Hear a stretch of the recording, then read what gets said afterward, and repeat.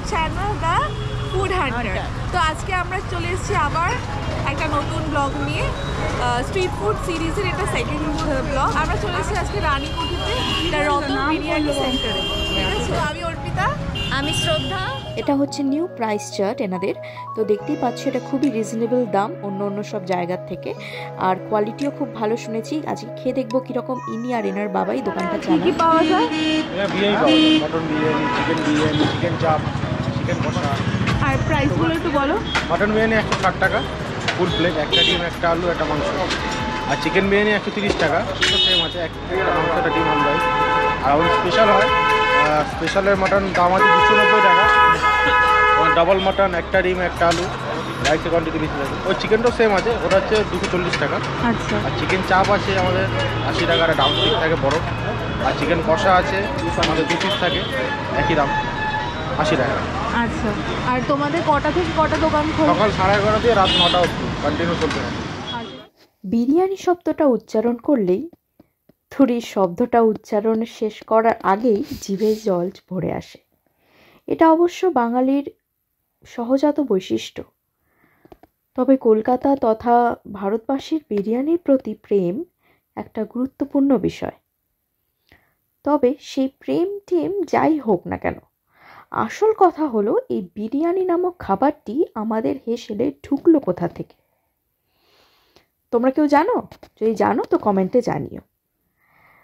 তো কলকাতা বিরিয়ানি হিস্ট্রি অবশ্য একাধিক তথ্য সরবরাহ করেছে।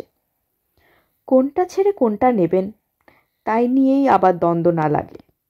সেই দ্বন্দ্বে যাওয়ার আগে জেনে রাখা ভালো বিরিয়ানি শব্দটির উৎপত্তি ফরাসি শব্দ বিরিয়ান শব্দ থেকে, যার অর্থ রান্নার আগে ভেজে নেওয়া। প্রথম ব্যাখ্যা অনুযায়ী তামিল সাহিত্যে ওনসোরু নামক এক প্রকার খাদ্যের নাম জানা যাচ্ছে। এই খাবার আসলে ভাত, ঘি, মাংস এবং বিভিন্ন প্রকার মশলা সহযোগে বানানো হতো। আর এই সময়কালে সম্ভবত 2য় খ্রিস্টাব্দ নাগাদ এরপরে অবশ্য আরব বণিকদের হাত ধরেই দক্ষিণ ভারতে বিরিয়ানি প্রবেশ। তো আজকে এই পর্যন্তই। আর এই চিকেন চাপটা নিয়েছিলাম, তো এটাও খুব সুন্দর লেগেছিল। কালারটা দেখো জাস্ট, খুব সুন্দর। এই যে সেই পেয়ে গেছি হচ্ছে এখন বিরিয়ানিটা।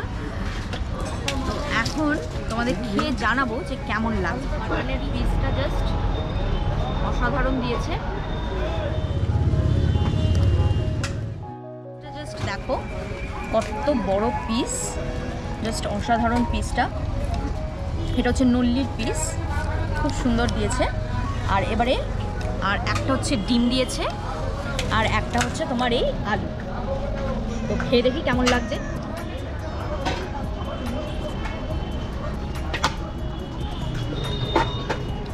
রাইসটা ভালোই, মশলাদার রাইস। এবার একটু মাটনটা দিয়ে খেয়ে দেখি কেমন লাগছে। একটু মাটনটা নিলাম। আচ্ছা, আমার না খেতে পোষাচ্ছে, বাঙালি তো বিরিয়ানির হাতেই ভালো লাগে।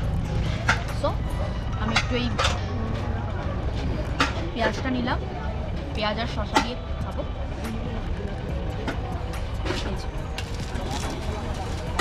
পুরো মাটন সাথে পেঁয়াজ শসা।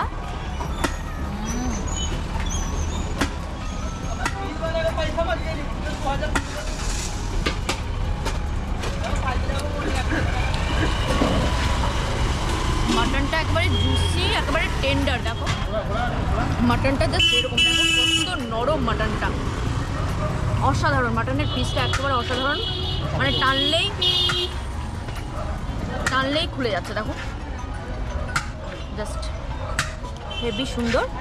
এবার একটু ডিম, আলু আর এই মাটনটা দিয়ে খেয়ে দেখবো কেমন লাগে।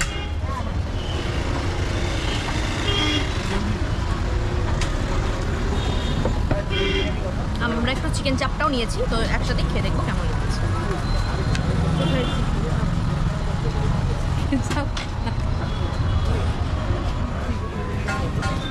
বলছি কেমন হয়েছে?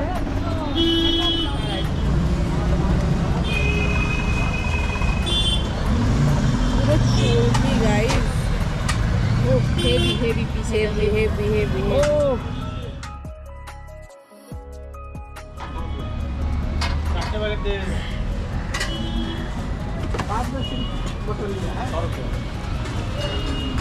Two good guys.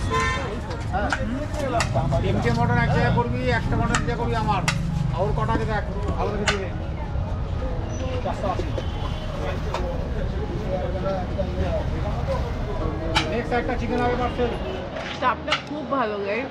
আমরা এই ব্লগটা এখানেই শেষ করলাম। আমাদের আজকে খাওয়া হয়ে গেল, খুব সুন্দর বিরিয়ানি খেয়েছি আজকে, একেবারে এখনও মুখে লেগে আছে। আবার আসবো নেক্সট ব্লগে, তোমাদের সাথে আবার দেখা হবে। স্ট্রিট ফুড ব্লগ 3 নেক্সটে আসবে। চলো টাটা। আর যাওয়ার আগে সাবস্ক্রাইব করে দিও ফুড হান্টার, একটা লাইক করে দিও আর শেয়ার করে দিও। Bye bye.